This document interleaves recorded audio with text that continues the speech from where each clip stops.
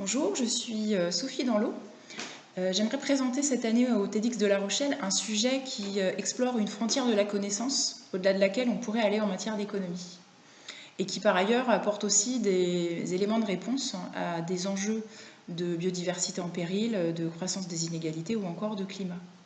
Donc, je suis consultante en développement durable. Je travaille en particulier sur des questions d'agroécologie et sur les outils économiques qui permettraient d'accélérer la transition écologique sur le secteur agricole. Le message que je voudrais faire passer au TEDx, c'est que les règles comptables qu'on croit immuables, cette espèce de boîte noire dans laquelle on n'a pas trop envie de mettre le nez, devraient faire l'objet d'un débat citoyen, d'un débat démocratique. Et pourquoi cela? Parce qu'en fait, ces règles, elles régissent les choix économiques des entreprises, des collectivités territoriales, et pour autant, elles ignorent complètement les enjeux de durabilité de notre siècle en matière sociale et en matière environnementale. Cette année, on a exploré justement une méthode qui révise les règles comptables et qui tient compte autant du capital financier que du capital naturel.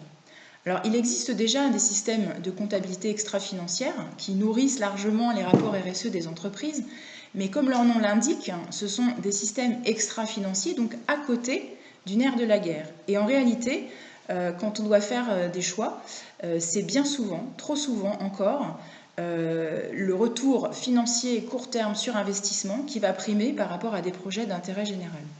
Donc on a testé une méthode qui est conçue par des experts comptables qui ne s'est appliquée jusqu'à présent que sur des crèches et que sur des fermes, dont on commence à pouvoir présenter des résultats.